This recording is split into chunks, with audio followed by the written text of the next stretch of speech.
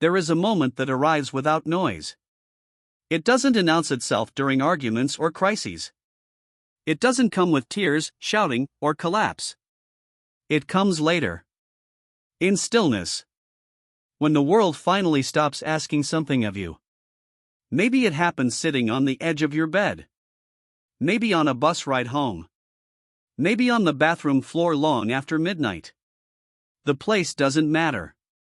What matters is the sensation, a subtle inward folding. Like something inside finally admitting it has reached its limit. Nothing dramatic happens. No breakdown. No visible crack. Just a quiet internal sentence. I can't keep carrying all of this. People who haven't lived through prolonged emotional weight rarely notice this moment. But those who have recognize it instantly. Because for them, collapse has never been loud. It has always been controlled. Almost careful.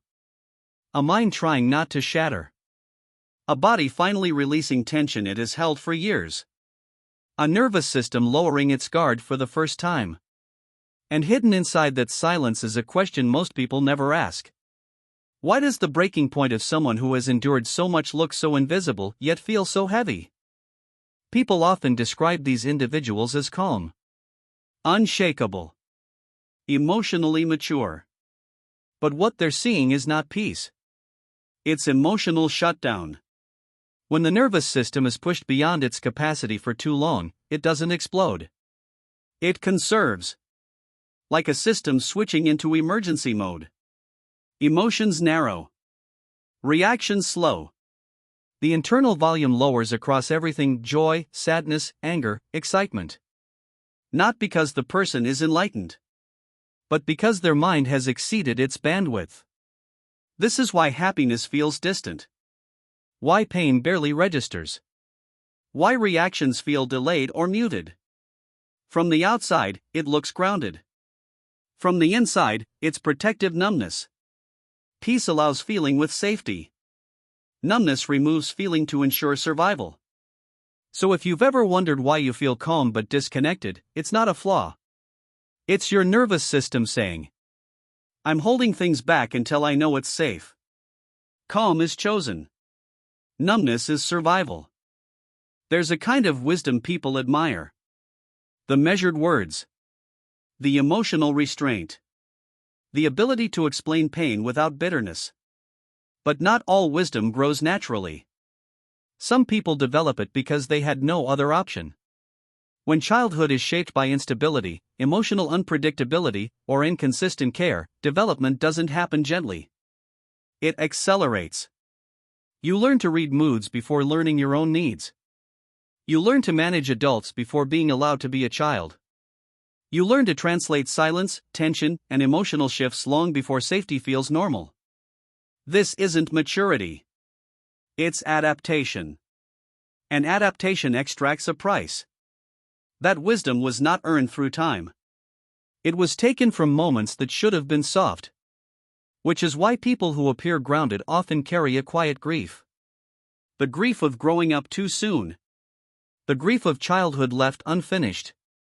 Before identity forms, some children learn something else first. How to stay safe. Not because danger was constant, but because unpredictability was. When emotions shift suddenly, when silence feels threatening, when caregivers are inconsistent, the brain adapts. The amygdala becomes hyperactive. The prefrontal cortex works overtime.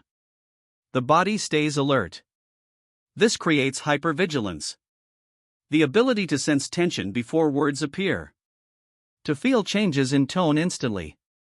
To notice emotional shifts others miss. From the outside, it looks like intuition.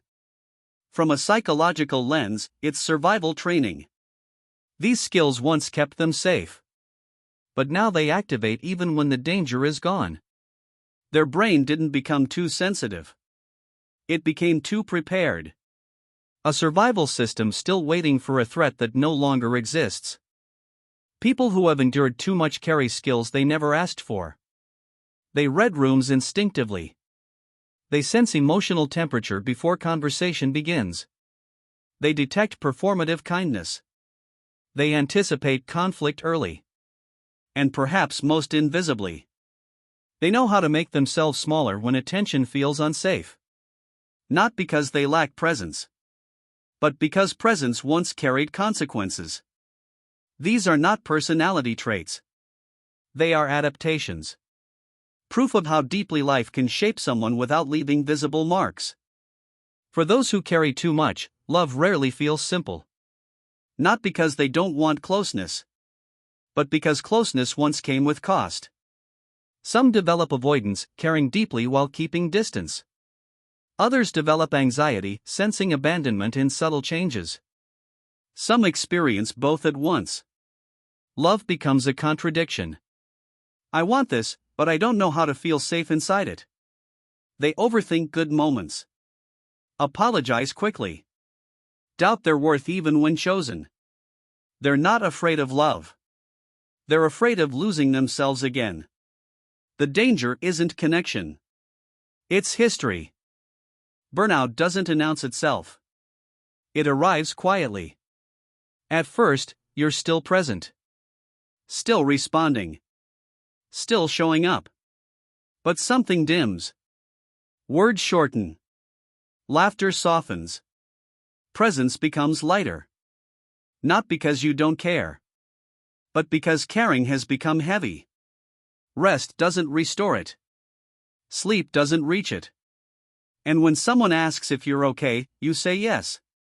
Not because it's true, but because explaining would require energy you don't have. Emotional exhaustion isn't the breaking point. It's the distance you create to survive. There is a grief that rarely gets named. Not the grief of losing someone else, but the grief of losing yourself. The version who trusted easily. Who laughed freely. Who didn't scan rooms for safety. You grieve a softness you couldn't keep. A freedom you learned about too late. This grief doesn't destroy you. It shapes you. It makes you quieter. More intentional. More appreciative of peace. Healing isn't only about becoming someone new. It's about honoring the versions of you that protected you when no one else could. You heal forward. And backward. Healing doesn't start with strength. It starts with understanding that your nervous system has lived in survival longer than it was meant to. The first step is awareness. Not judgment. Noticing when your body reacts before your mind understands why. The second step is regulation, calming the body, not arguing with it. The third step is reparenting, offering yourself permission to rest, to need, to feel. The fourth step is connection, slow, intentional, with people who feel safe rather than familiar. And the most hopeful truth. Your brain is not stuck. Neuroplasticity means it can adapt again, this time for peace. People who have endured deeply often become something rare. Not because life was gentle, but because they learned to navigate storms. Their survival became insight. Their pain became compassion. They don't shine because they are perfect. They shine because they remember the dark. And now, they're learning something new. Life doesn't have to be about enduring anymore. It can be about softness. Connection. A future gentler than the past.